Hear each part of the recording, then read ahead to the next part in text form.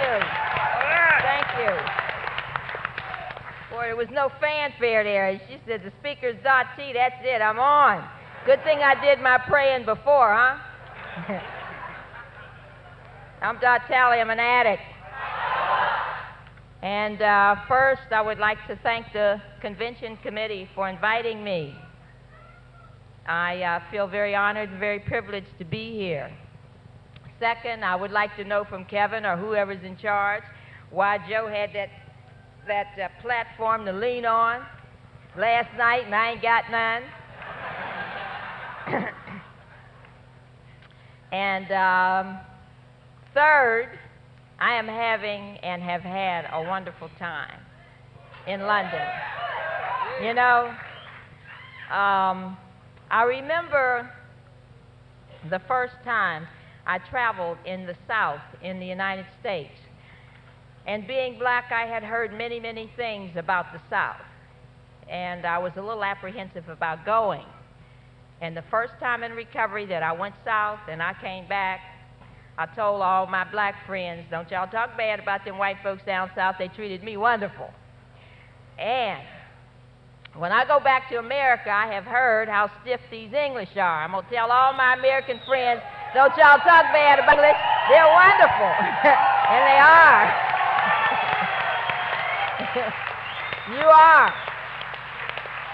You know, when I came in this room, the Spirit was here. And it's here now. See? And God is saying to me what He says to you when you have to do any of His work. Show up and I'll do it. That's what He says to all of us, whether we are aware of that or not. You know? There ain't no way in the world I would have had sense enough to pray to want to be in England on Sunday afternoon talking at a Narcotics Anonymous convention. I wouldn't have had sense enough to even formulate that prayer to pray and ask for it. See? But God laid it on me anyway, because He knows what I needed, and I guess I needed to be here for whatever reason. And I'm very grateful for that, because most of my life I did not know what I needed. I just know that I needed it, whatever it was, and I started out at a very early age searching for it. And it turned out to be a feeling. I spent a lot of my life searching for a feeling and not knowing what feeling it was. I guess mainly the two main emotions that stick out in my mind growing up is one or two things. I was either isolating. My father had gotten killed when I was 7 years old. And they had an old tattered newspaper of the account of his death. It was in a trunk in my attic. And I used to go up there and reread that paper over and over and over. And I'd sit up there and isolate. So I'd isolate in the attic. Or I would isolate on an old trunk on the second floor, sitting there. Or sometimes I would be out up under the steps, and I would watch people's legs go by and try to identify their legs or their shoes. And I would pretend that I had run away and nobody knew where I was and nobody cared and I didn't care. And I was living with me. I was either doing that was one emotion, or I was way over here and I was up.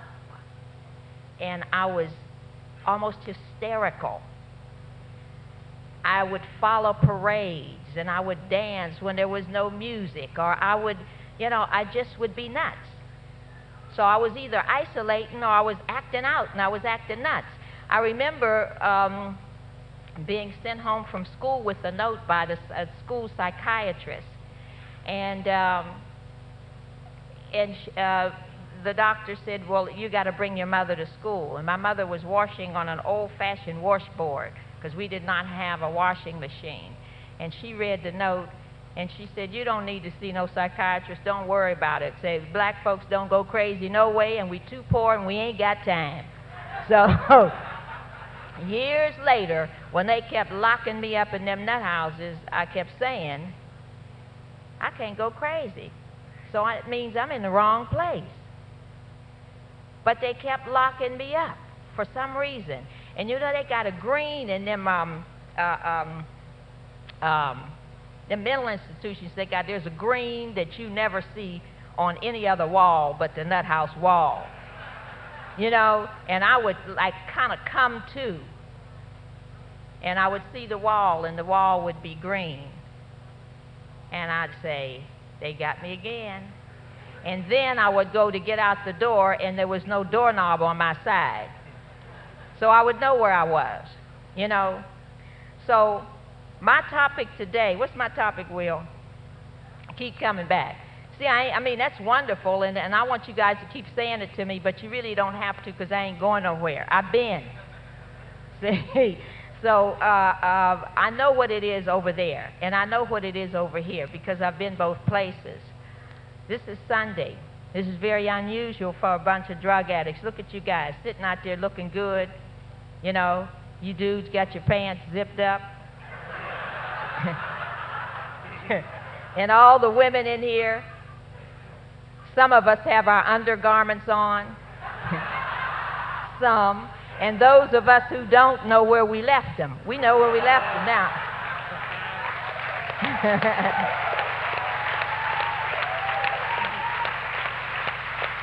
Ain't that progress? Sure is. See, this is Sunday afternoon. I don't know about in this country, but listen, it's cold-blooded. If you're a dope fiend in the United States on a Sunday afternoon, everything's locked up. You can't steal nothing. Ain't no money. Your nose is running. The connection's hiding. You know, it's cold-blooded in America on a Sunday afternoon. And yet here we are. And look at us. And let me tell you, I know why I'm here, and I hope you know why you're here. Some of you don't, and it's okay. You keep showing up, you'll find out why you're here. But the reason I'm here is the grace of God, the principles of the program, and a whole lot of effort on my part. I am so sick and tired of these people trying to act like they don't work for what they got. I worked my ass off. You know, I did. You know what? I'm old and I have hot flashes and these lights are killing me. Do I have to have these lights on me? Is it? Thank you. You know, got to be cool, you know. Let me tell you about being cool. I spent my life being cool. They called it in my neighborhood, you're learning your ABCs. Always be cool. No matter what else is happening, be cool. And I didn't learn much, but I learned how to, two things, be cool and look good. And I learned that. And I would be dying inside. I would stand before the judge time after time after time after time. And I'd get sent to the penitentiary time after time after time after time. And I would be cool. And I would look good. And I was dying. You see, I like to froze to death being cool. I did. Because I remember there was something wrong with me. It was just like God gives everybody a book when you get born, you know. And it's the how-to book. It's how to do life, really. And you had a book, and I had a book, and everybody had a book, but I didn't know which page nobody else was on. I was always on a different page than anybody else. When I was happy, they wasn't happy. When I was sad, they was happy. When I felt bad, they felt good, and vice versa. It never came together for me. And it never came together until I got with people that felt like I feel, you see. Because the therapeutic value of one of us helping another one of us is without parallel. It really is. Because you guys know how to be alone with yourself, and you know how to be alone in a crowd, and you know how to change the mask like this, and you know how to show up and do what you're counted on to do. And you're like me, and I know that. In any room I walk in the world, and I meet another addict, I know something about them. Because, see, we come together because of our common suffering. and we stay together for our common desire for recovery. And we need each other.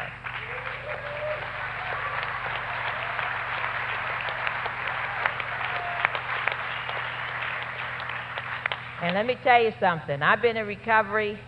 This July will be 15 years.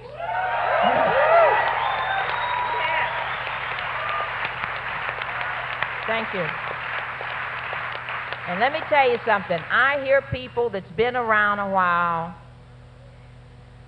that can't be helped because ain't nobody got as much time as I got. And, you know, that's bullshit. I picked up a girl for a meeting. The girl had 31 days, and she was still bouncing off the walls. And I had a problem, and I was upset, and I said to myself, well, I'll just say this to her. If she don't know what I'm talking about, no way. She can't help me, but I'll just get it out, you know. And I got it out, and I said it to her, and she said, well, you ain't got no problem. All you got to do is mind your own business. She was right. I couldn't believe it. It was so basic and so simple, I missed it. That is all I had to do. I get help from anybody and everybody. Can you imagine what this fellowship would be like? Think for a minute. Let's say we all had 20 years in here. No new faces showed up. We'd kill each other. We would. We kill each other. We need new blood. We need these new people. And that's the reason I get mad at people that's been around here a while, messing with these new people. Leave these new people alone, because we lie. We say, oh, we don't care what you did. Just come. We want to love you, and we just want you to be clean. And we do want to love them, and we do want them to be clean, but we want them to be sick like we want them to be sick. We don't want them to be sick like they are. See? Don't get sick now in some way that I don't understand. See, well, yeah, see, because we busy trying to lay our sick idiosyncrasies on these new people. They got enough of their own. Leave them alone.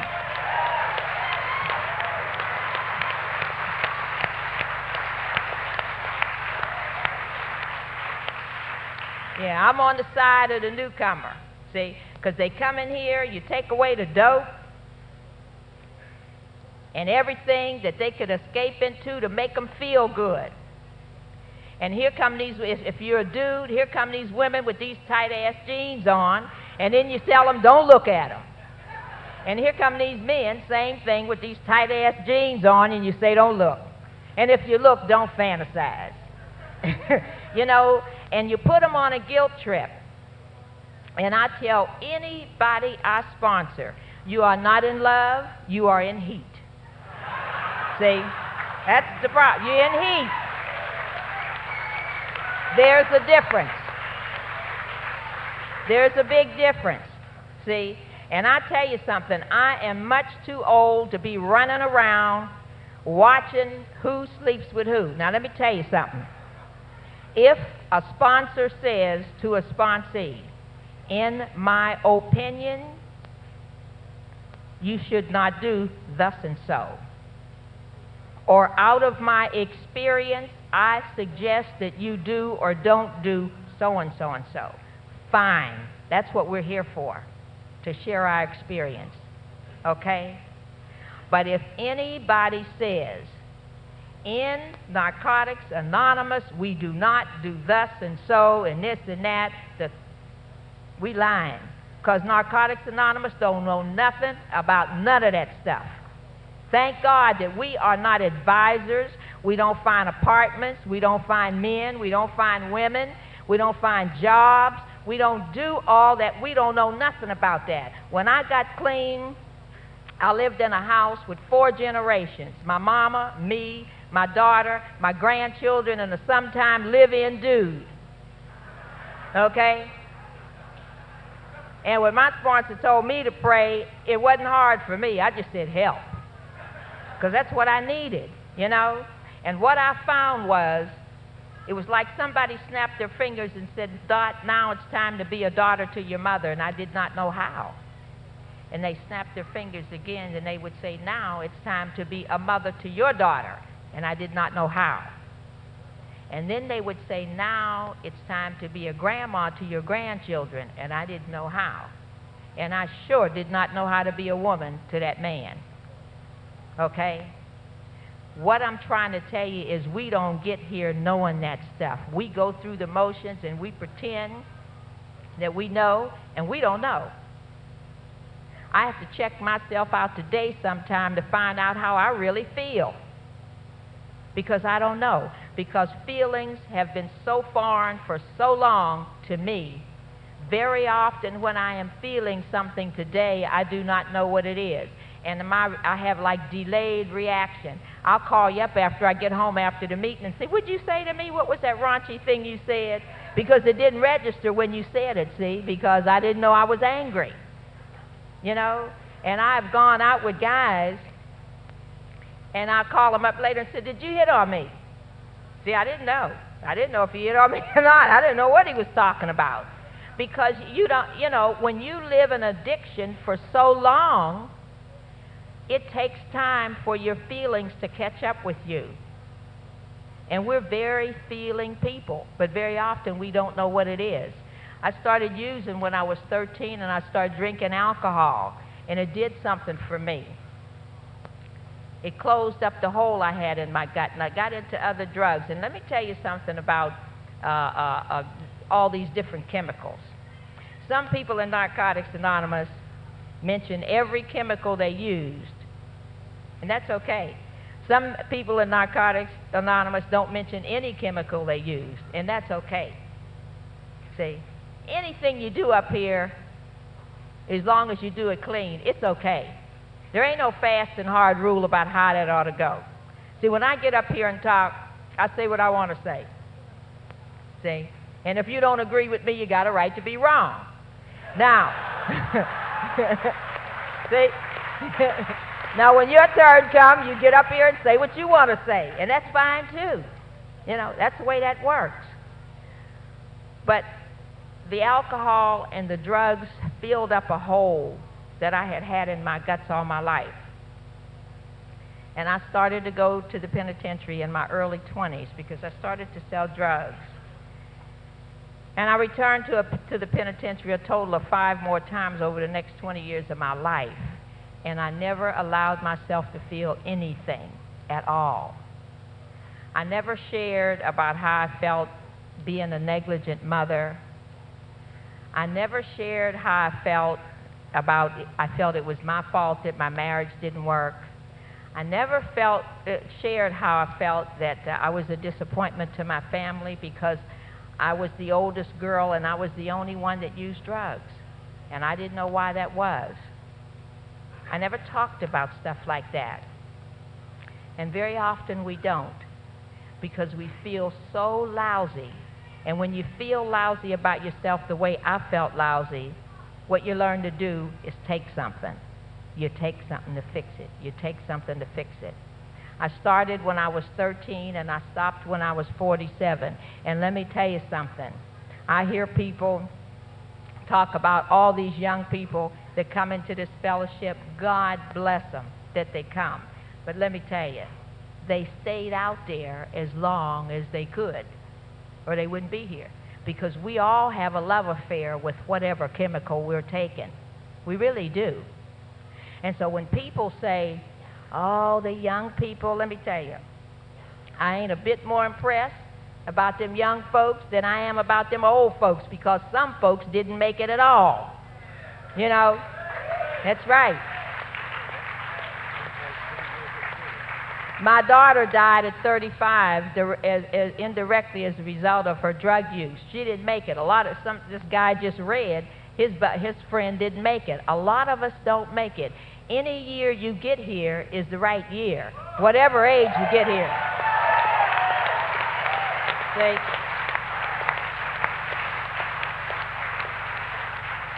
And very often we get real elitist about these drugs, you know. And we pretend we don't. We pretend we're very liberal. That's bullshit. You know, because the freebasers think that they're superior to the heroin addict. The heroin addict thinks the only person better than him is God.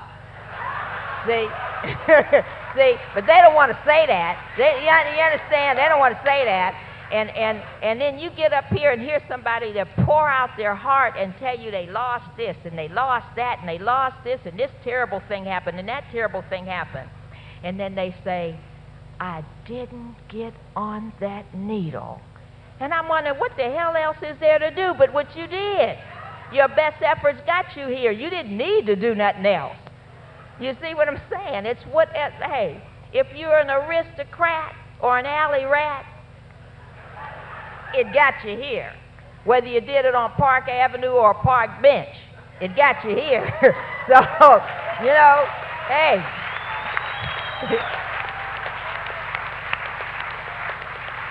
We're in this thing together. We're in this thing together. My topic is supposed to be keep coming back. I'm going to try to remember that. You know, I watch people come into the rooms. When you go to a meeting tonight or tomorrow, pull away from the people that are in there for a minute and listen to the rhythm of the room. Listen to the music. It's the sound of freedom in these rooms, okay? And when I came, I couldn't hear the sound. It was like Ron sharing about the guy with the paddle in the rowboat. Couldn't hear the sound, but I kept coming. I didn't know why I kept coming. I guess there was just no place else to go. And then I started to hear the rhythm and the music. And when you're new, the momentum of this thing carries you. But there is a time when the music starts to die down, just as a process of being alive, staying clean, and putting one foot in front of the other, doing life. And you start to get bored. What I suggest to you is write another tune, okay? And you won't stay bored, and you'll keep showing up. Let me explain what I mean by writing another tune. If you're showing up at a meeting and the coffee's already made as if by magic, and the greeter's already at the door as if by magic, and the chairs are already up, and the literature's already out, and people are going to H&I meetings and area service meetings, and pamphlets are getting printed, and people are selling books as if by magic, you need to ask yourself a question. Where do I fit in this? You see, there is a difference between being in the program and coming to meetings. They ain't the same thing. Think about it.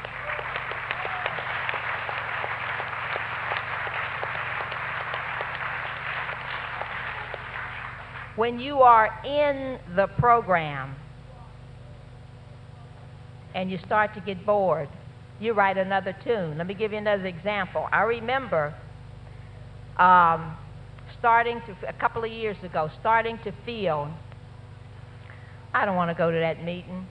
They talk too long, or they don't talk long enough, or they talk too loud, or they talk too soft, or the coffee's too strong, or it's too weak, or she hugs too tight, or don't hug at all.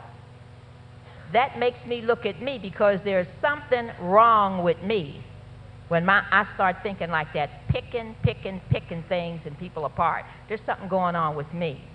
And I went and got an H&I commitment, okay? Because that's what I needed to do for me, to distract me from where I was, because my head was telling me I was too tired and I didn't need to go to the meeting that night because I could go tomorrow night. Man, I told you I didn't get here till I was 47. I was tired when I got here. If I'm waiting not to be tired, I ain't gonna never do nothing.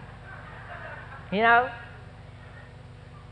So I make good choices for me and see, that's what I'm free to do, because I'm a winner today. When I was a loser, I did what losers do.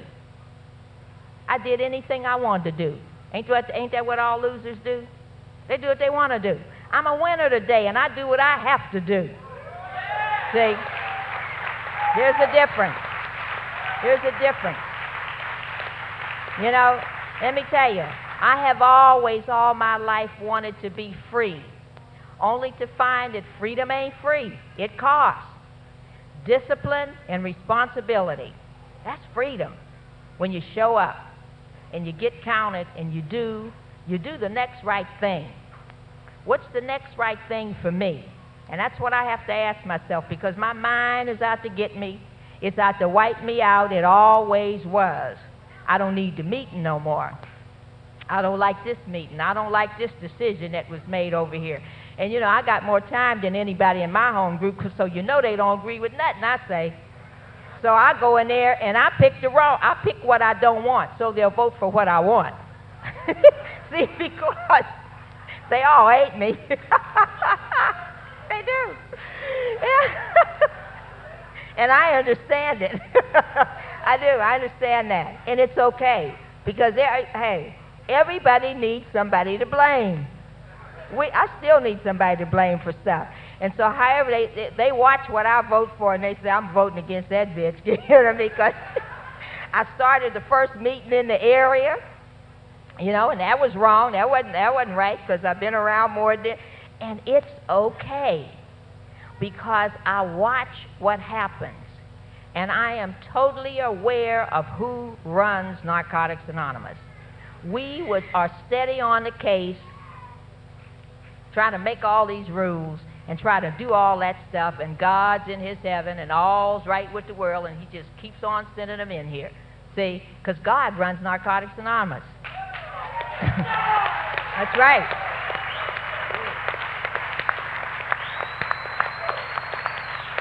And you know something? Some people say I talk too much about God, and I do not apologize for that. Because let me tell you something, I needed and need today big guns. And I know that if I'm sitting on my hands in this meeting, wanting to use, and the craving is wrenching my guts, you can hug me, you can stroke me, you can sit with me, but nobody can remove that wrenching but God. That's the only one can do it. We ain't heavy enough. And like I'm telling you, I need big guns. See, I was greedy in the street. I wanted everything. You know, I wanted all the heroin I could get. I remember one time having a friend, a merchant seaman, come off a boat. And he used to bring cocaine like you wouldn't believe. And I'd buy a case of beef feeders and buy myself a bunch of heroin, because he didn't use heroin. We'd go to my apartment. And after the first jolt, I'd start to do what I always started to do. And what I always did all my life was, but one day it's going to be gone. Pretty soon it ain't going to be enough. Later on, I'm going to run out. You see, no matter what I had, I needed more, because it was not enough, it wasn't long enough, it wasn't good enough, it wasn't strong enough. Because you see, I had a box right in here, my God box. And I tried to put sex in there, and dudes in there, and money in there, and power in there, and dope in there. I tried to fill it up all my life. And it's sad. I wasted a long time, but you see, nothing fits in the God box but God. That's all that goes in there. All the sex in the world ain't going to fix it. Nothing's going to fix it. Because human beings are constructed to have that box, whether they're addicted or not. That's just the way we're constructed. That's why I'm glad I'm an addict. Okay? I had to go there to get here. I had to hurt that last hurt. I wouldn't trade what I got with nobody for no reason. I really wouldn't, okay? Because I know I was not a good mother. I was a negligent mother, but I'm a dynamite grandma. Okay? I am. You know?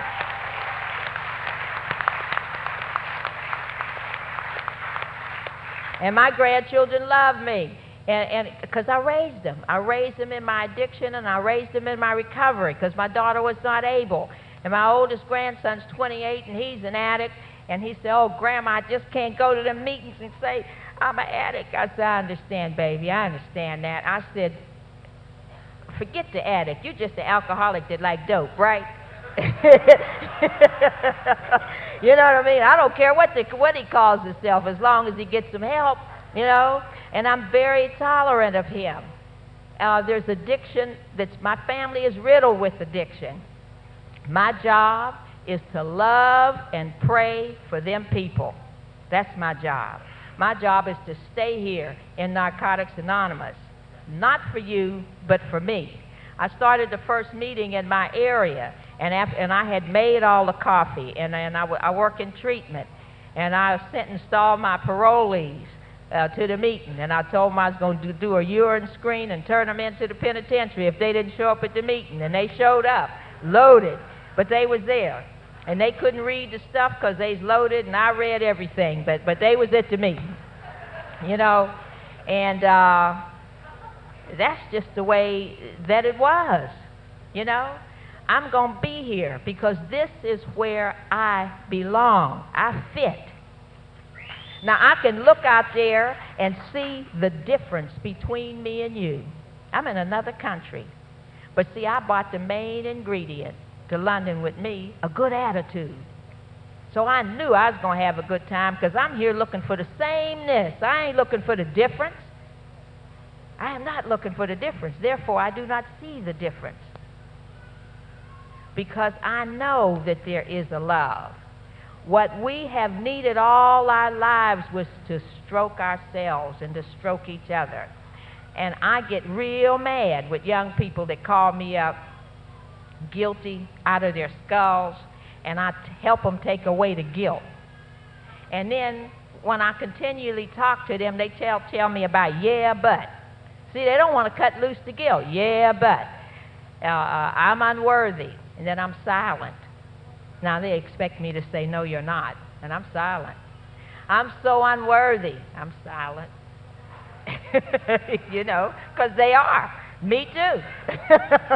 You know what I mean? Hey, if God had ever said to me, Dot, be okay so I'll love you, he'd have never got around to loving me. Never. I ain't okay now, but I'm okay with him. And that's what counts. Okay? I'm okay with him. You know, it ain't about getting good. It's about getting well. That's what it's about. I am not trying to be good. I used to feel guilty because I didn't feel guilty when I didn't do what good girls did.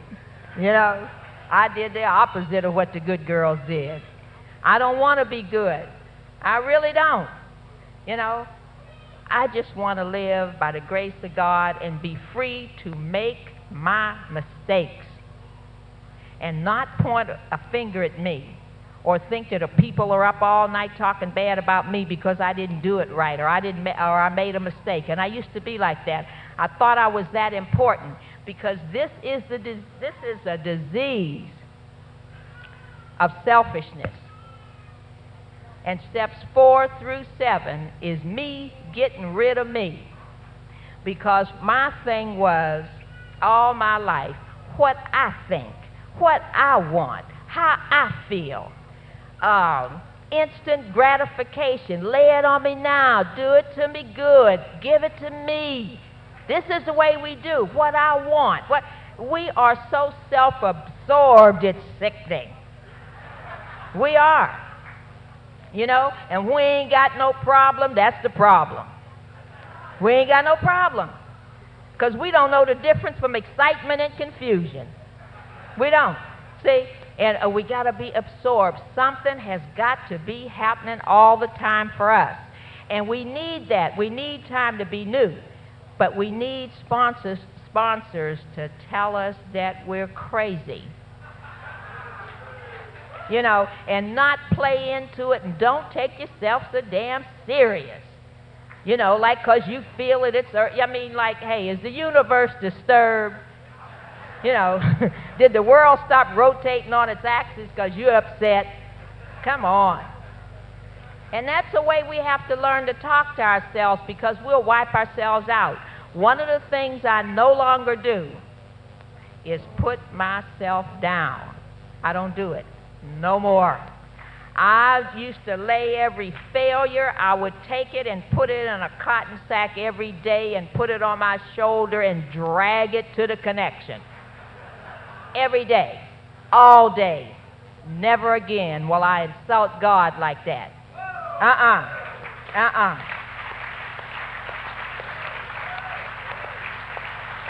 See, it's time to start telling the truth. And what's the truth? We don't want to measure up. We want to be depressed. We love being depressed. You ever see anybody that's self-absorbed like that, depressed? You call somebody up that's just depressed or bored, which is just as bad. And when we're bored, it's only because we're boring that we're bored. We don't know that, but that's why. But somebody call you up, oh, Dot, how you feel? Well, not so good. Well, what about going to the meeting? No, I don't think so. What about going to the movie? Well, you see what I mean? You want to lay in there and stay depressed, see, because it's getting good. And sometimes I used to plan to be depressed, and sometimes I would do it impromptu, you know. Just seemed like a good idea at the time, you know. And I remember I went on an 8-day depression one time. Because I always was, when I was 9 years old, I used to sing songs, my baby don't love me. 9 years old. I had the blues. See, so my leanings are that way, and I know that, and I tell myself the truth about that. So today it is a luxury I no longer afford myself. I do not allow depression. I am 62 years old, baby, and I ain't got time for that. You know what I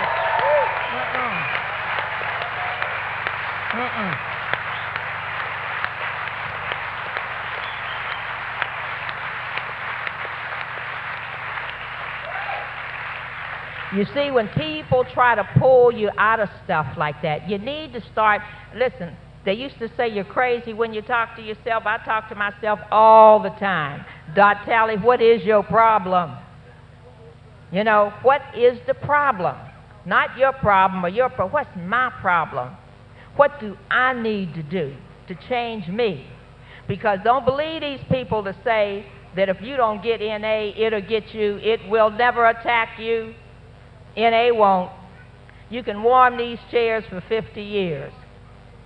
It'll never attack you. The difference is, let me tell you, I don't know what kind of gas you got in England, but we have the super gas, and then the super, and then the regular, and then, you know, like that. Does that make any sense? You know what kind of different gas? Some sort of higher, the octane, you know. You can make it in Narcotics Anonymous with low octane. You just don't use. But I want the super duper. That's what I want. I want the highest octane there is. That's what I want. Okay? Because don't it make the ride more easy, guys? It does. It makes it more easy. You don't have to have no God. Because in the first place, it's kind of radical and uncool to have one, you know, really. See? But the smartest thing I ever did in my life was get dumb enough to need a God. That's right. The smartest thing I ever did. Because when I was real smart, what did I need a God for? I had dope. You know what I mean? Youth, money. I ain't got no dope, I ain't got no youth, and I ain't got no money. So I need God. It's just that simple. You know, there's a lot of people don't need him. And there's a lot of other people that believe there is a God. There's a difference between believing in God and believing there is a God. Most of us believe there is a God. But let me tell you something. A lot of people want to get faith and then pray. And that's backwards. You pray now and faith comes. How'd you get good at using dope? You practiced. That's how you got good at it. So you practice praying. And he ain't impressed with all that mumbo jumbo anyway. He just wants you to talk to him. And that's what I do. I share to you what I do for me, what works for me. That's why I keep coming back here. The reason I keep coming back is because I see God in you guys. I do. See, there is strength in numbers. And if you think that you got here in your own power and that you are propelling and manipulating these things, change sponsors. That's all I can tell you, because it ain't about that. It's about the we. It's about me coming here and me finding me in the we, in all of us. That's why I keep coming. Because this is just like Ringling Brothers Circus. When I was a kid, I was too poor to go to the circus. And I'd see the circus coming in every year. And I'd see this sign that said, Ringling Brothers Circus, bigger and better every year. And I never got to go. And that's what Narcotics Anonymous is. Bigger and better every year. Every year. Yeah.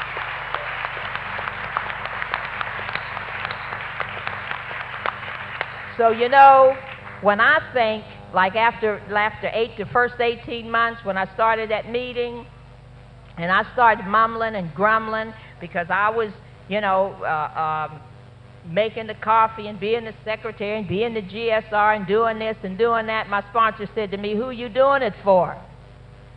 And I couldn't answer. And I had to go sleep on it. I sure wasn't doing it for Narcotics Anonymous. Hey. Because there is nothing like an idea whose time has arrived. And if I hadn't started it, God was going to get somebody else to start it, you see. And I had to come to the realization that I was doing whatever I was doing for me. And when I talk to a newcomer that's quaking and shaking, I'm talking to them for me, really. Yeah, it helps them. But it is not in my nature to be a giving person. It is not. I'm self-absorbed. I'm totally selfish without the steps, without NA, without you to bounce and let me see me. I don't know what I would be. But God in His infinite wisdom sent me here